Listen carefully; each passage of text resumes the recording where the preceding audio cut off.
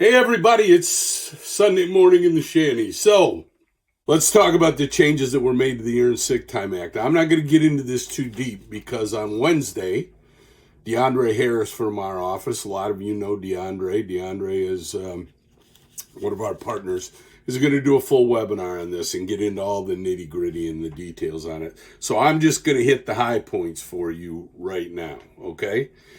The first thing you need to know is you've read or may have read in some places that nonprofits are excluded from this statute. Those of you that are in nonprofits, we don't believe that to be true. That's not correct. Nonprofits are still employers under the statute. Let me read you the definition of employer.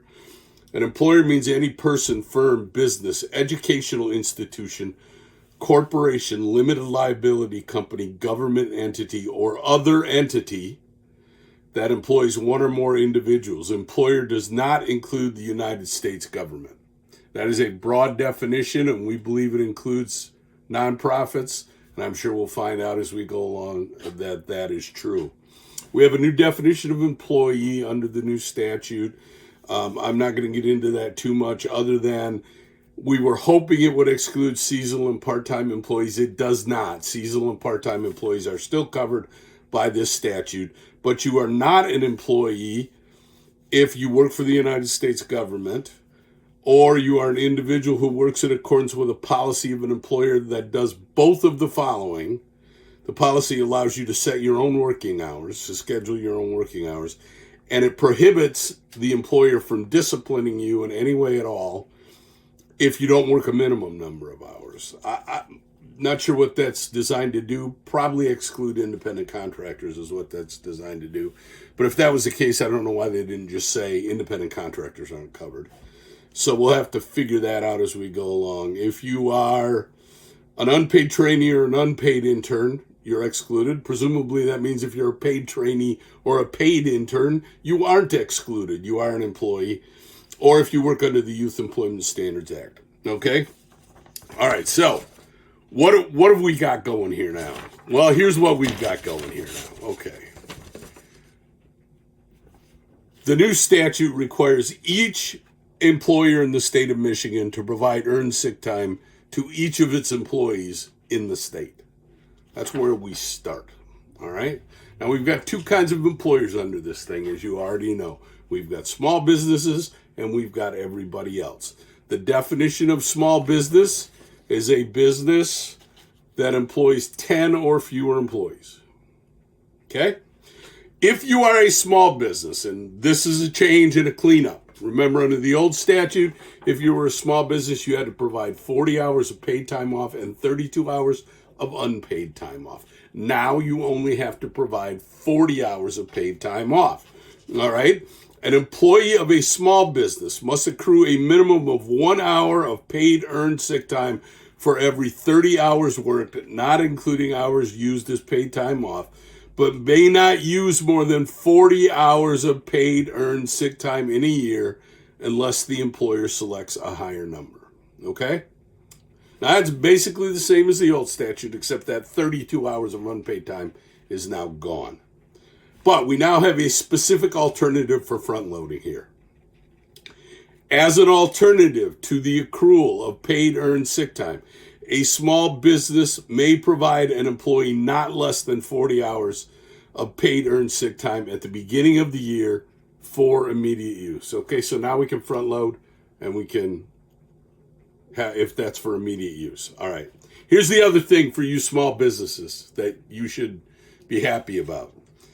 Notwithstanding the requirements of subsection 6, this act does not require a small business to do any of the following until October 1, 2025. You don't have to allow an employee to accrue paid earned sick time.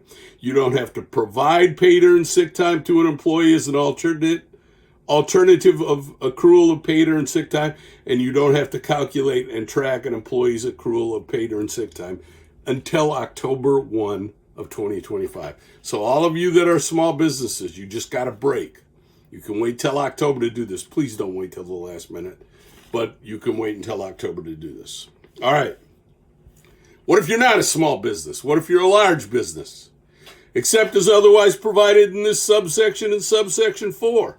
All other employees must accrue a minimum of 1 hour of paid earned sick time for every 30 hours worked, not including hours used as paid time off, but may not use more than 72 hours of paid earned sick time in a year unless the employer selects a higher limit. No change from the previous statute. We're still at 72 hours, 1 hour for every 30 hours worked. But here too, we have a front-loading provision, okay? As an alternative to the accrual of paid earned sick time, an employer may provide an employee not less than 72 hours of paid earned sick time at the beginning of a year for immediate use. We're going to skip around the statute a little bit now. All right. Now, what about carryover? Subject to the requirements of this subsection, earned sick time carries over from year to year.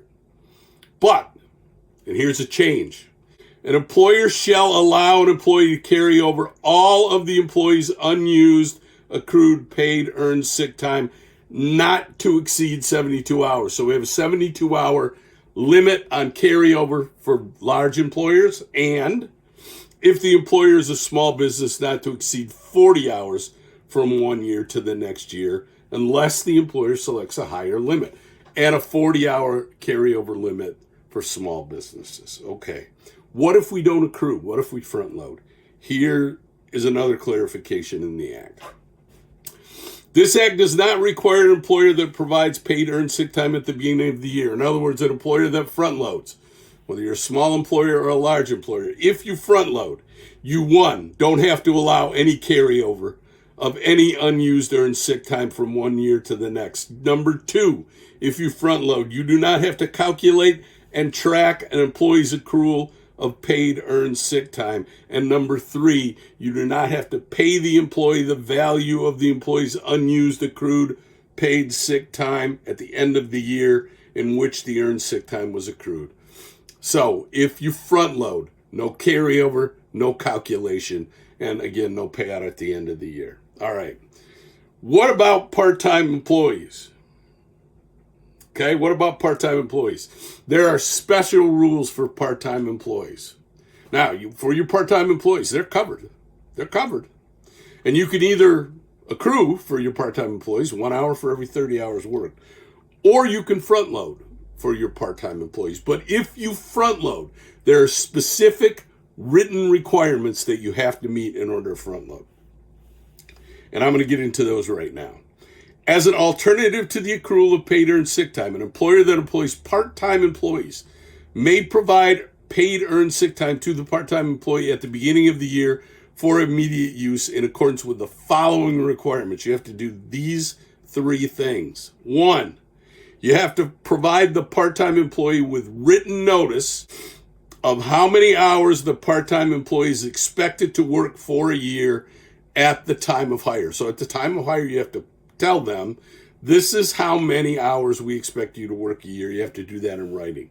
You have to tell them in writing the amount of earned sick time you're going to provide them at the beginning of the year.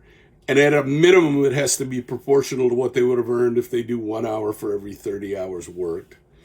All right. And number three, if the part-time employee works more hours than what was expected as provided in the written notice, you have to provide the part-time employee with any additional earned sick time that they would have earned had they accrued it. All right? Very specific for part-time employees. Okay. We still have the provision that says if you have another PTO policy that has all the things in it that this has in it, then you're good enough. In other words, you don't have to have a whole brand new separate sick time policy if you don't want. All right? Couple other things that I want to touch on, and then I'm going to get out of here and leave you to DeAndre on Wednesday. Number one, the private right of action is gone. All right? The private right of action is gone.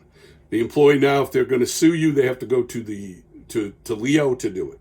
All right? Number two, you've got to provide some written notice under this thing. All right? Now, as I already told you, if you are a small business, you have until October 1 to get all of this done. If you are not a small business, you've got 30 days from last week, Friday, to provide written notice to your employees. And this is what the written notice has to have in it. The amount of earned sick time required to be provided to employees under this act. your choice of how you're going to calculate a year, the terms under which earned sick time can be used, that you won't take retaliatory personnel action against somebody for exercising their rights under the Act, and their right to file a complaint with the department. That's what that earned thing has to use. We've got 30 days to do that, okay? I know you are all anxious and in a rush. Let me put one request out to you. We know you guys want to get all this done, and we want to help you get all this done, but you need to be just a little patient with us. Obviously, a lot of stuff is coming piling in now, and we're getting to it just as quick as we can. So decide what you want to do, then get with us, and we'll help you get it together. Number 2, we have a new amended policy template that you can buy from us. If you've already bought it, there's a discount. If you haven't already bought it, I think the price is $400. I'm not sure of that. Don't hold me to it. Number 3, you should come to the webinar on Wednesday and learn everything you need to know about this so that we've got it all in one place. It's been an interesting weekend, to say the least. Thanks all for listening. I'll talk to you later.